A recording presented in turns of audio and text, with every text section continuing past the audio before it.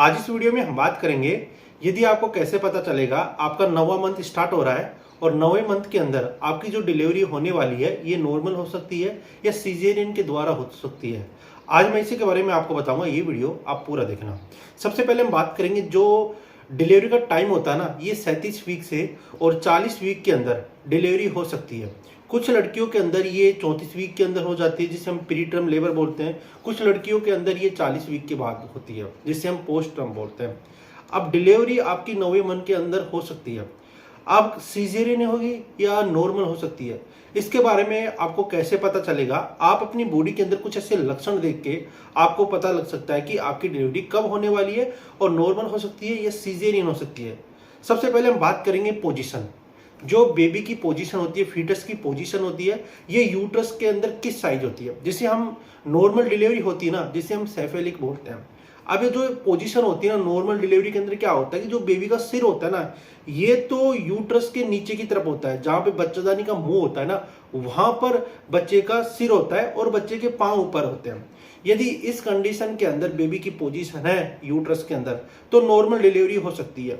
यदि बेबी की पोजीशन थोड़ी ट्रांसफर है, बेबी का सिर ऊपर है या बेबी का सिर साइड में है, तो इसमें क्या हो सकता है कि इसमें आपकी सीजेरियन डिलीवरी हो सकती है। नॉर्मल डिलीवरी बेबी का सिर नीचे रहेगा उसमें हो सकती है, और यदि बेबी का सिर ऊपर है तो सीजेरियन डिलीवरी हो सकती है।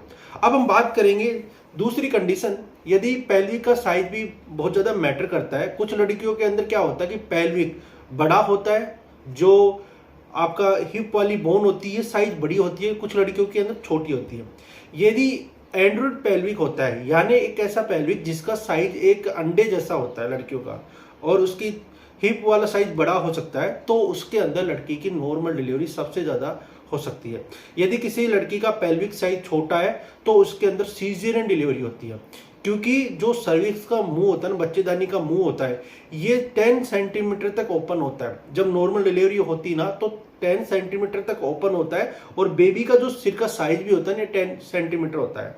यदि इससे कम साइज के अंदर सर्विक्स ओपन होती है, बच्चेदानी का मुंह ओपन होता है, तो उसमें डॉक्टर सीजेरियन डिलीवरी ही करता है, क्योंकि एक तो मदर को पेन रहेगा यदि इस कंडीशन में फोर्सफुल डिलीवरी करेंगे, और बेबी की जान भी जा सकती है और बेबी के शोल्डर भी डिसलोकेशन हो सकते हैं। उसके बाद हम बात करेंगे, यदि किसी लड़की को डिलीवरी होने वाली होती ना, तो 24 घंटे पहले या 48 घंटे पहले लड़की को पेन होना स्टार्ट हो जाता है। यूट्रस होता है ये मरोड़े मारना स्टार्ट हो जाता है। ये नॉर्मल कंडीशन होती है। डिलीवरी होने के 48-24 घंटे पहले दर्द होना स्टार्ट हो जाता है, और ये दर्द हर 5-6 मिनट के अंदर 2-3 बार मरोड़े मारता है और रेगुलर होता है। जैसे जैसे डिलीवरी का टाइम आता है वैसे वैसे ये मरोड़े स्टार्ट होना ज़्यादा स्टार्ट हो जाते हैं। यदि किसी लड़की को मरोड़े स्टार्ट नहीं हो रहे यूट्रस के अंदर, उस कंडीशन के अंदर उसे नॉर्मल डिलीवरी ना होकर सीजेरियन डिलीवरी के द्वारा ही बच्चा बाहर निकाला जाता है, क्योंकि ये एक आम कंडीशन होती है। डिलीवरी के 24 और 48 घंटे पहले यूट्रस के अंदर दर्द होना स्टार्ट हो जाता है। उसके बाद हम बात करेंगे अगली कंडीशन, डिलीवरी का जो टाइम होता है ना, ये कब होता है नॉर्मल। जो डिलीवरी का टाइम होता है ये 37 वीक से और 40 वीक का जो टाइम होता है ना, ये सबसे ज्यादा इंपॉर्टेंट होता है। इसके अंदर ही नॉर्मल डिलीवरी, सीजेरियन डिलीवरी ही सबसे ज्यादा की जाती है। अब आपको मैं बताता हूं कि यदि डिलीवरी टाइम से पहले हो जाती है, अब मान लो 34 वीक के अंदर डिलीवरी हो गई, 35 वीक के अंदर डिलीवरी होगी, 32 वीक के अंदर डिलीवरी होगी, उसे हम बोलते हैं प्री टर्म लेबर। अब इसमें क्या होता है कि इसमें बच्चे को सबसे ज्यादा नुकसान होता है, क्योंकि 32 वीक से 34 वीक के अंदर बच्चे के लंग्स बनना स्टार्ट हो जाते हैं। बच्चे के लंग्स तो पूरे बन जाते हैं, उसके अंदर जो सांस लेने की पावर होती है ना, ये 34 वीक के पहले डेवलप नहीं होती। 34-35 वीक के अंदर पूरी अच्छी तरह से बन जाती है। यदि 34 वीक के अंदर डिलीवरी हो जाती है तो बच्चे को तुरंत हम आईसीयू में या बच्चे का जो वार्ड होता है उसमें शिफ्ट करते हैं, और बच्चे को ऑक्सीजन के द्वारा, नन्ही के द्वारा ही बच्चे को ऑक्सीजन दिया जाता है, क्योंकि उसके लंग्स वीक होते हैं। तो प्री टर्म डिलीवरी यदि 35 वीक से 37 वीक से पहले हो जाती है तो ये सबसे ज्यादा खतरा बच्चे को होता है। माँ को तो कुछ नहीं होता, क्योंकि सीजरियन डिलीवरी सबसे ज्यादा उस कंडीशन के अंदर होती है। उसके बाद हम बात करेंगे आपको कौन कौन सी जांचें करानी चाहिए, जिससे कि आपको पता चले कि आपकी जो डिलीवरी होने वाली है ये नॉर्मल होने वाली है या सीजरियन होने वाली है। ये पहले ही पता चल जाता है। जब भी आप यूएसजी कराते हो, अल्ट्रासाउंड कराते हो, तो 28 वीक पे 32 वीक पे आपको पता चल जाती है, क्योंकि बच्चे जब तक 28 वीक और 32 वीक होता है ना, तो बच्चा धीरे धीरे अपनी पोजीशन चेंज करता रहता है। उसके 34 और 35 वीक के अंदर बच्चा एक ही पोजीशन के अंदर आ जाता है, बच्चे का सिर नीचे आ जाता है, पाँव ऊपर चल जाते हैं। तो डॉक्टर को पता लग जाता है कि आपकी सीजेरियन डिलीवरी होने वाली है। और हमेशा आपको सीजेरियन डिलीवरी ना करा के और नॉर्मल डिलीवरी कराना चाहती हो, तो आपको हमेशा नाइट की टाइम आपको अपना जो राइट हैंड है ना, उसकी तरफ ना सो के आपको लेफ्ट हैंड की तरफ सोना है। ये आपको करना है।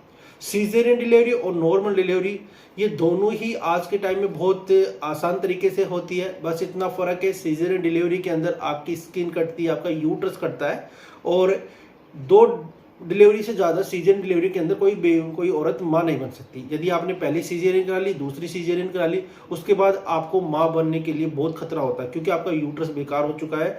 जब भी आप प्रेग्नेंट होगी तो यूट्रस साइज बढ़ेगा, तो उसके अंदर जो टाँके लगते हैं ना, खुल सकते हैं। और नॉर्मल डिलीवरी के अंदर क्या होता है कि इसके अंदर एक आम प्रक्रिया होती है। यदि आपकी नॉर्मल डिलीवरी हो भी जाती है, आपका जो वेजाइना वाला साइज है कट भी जाता है, तो कुछ समय के बाद ये पूरा अपने आप ही बना लेता है आपकी बॉडी। तो आज के टाइम में यदि आप सीजेरियन कराते हो तो ये थोड़ा रिस्की भी हो सकता है और आपकी बॉडी के लिए खतरनाक भी हो सकता है। तो इसलिए आपको नॉर्मल डिलीवरी पे ही जाना चाहिए, और आपको अपनी लाइफ में कुछ ऐसी क्रिया करनी चाहिए, जैसे आप प्रेग्नेंट हो, आपका 28वां वीक चल रहा है, 30वां वीक चल रहा है, आपको रनिंग करनी चाहिए थोड़ी थोड़ी, आपको एक्सरसाइज करनी चाहिए, जो मेंढक चाल है वे करनी चाहिए, आपको नाइट के समय आपको लेफ्ट शोल्डर की तरफ सोना चाहिए। तो ऐसी कंडीशन आप करने से आप नॉर्मल डिलीवरी कर सकती हो। यदि वीडियो आपको अच्छा लगा, वीडियो को लाइक कर देना, मेरे चैनल को सब्सक्राइब कर देना। वीडियो देखने के लिए थैंक यू सो मच।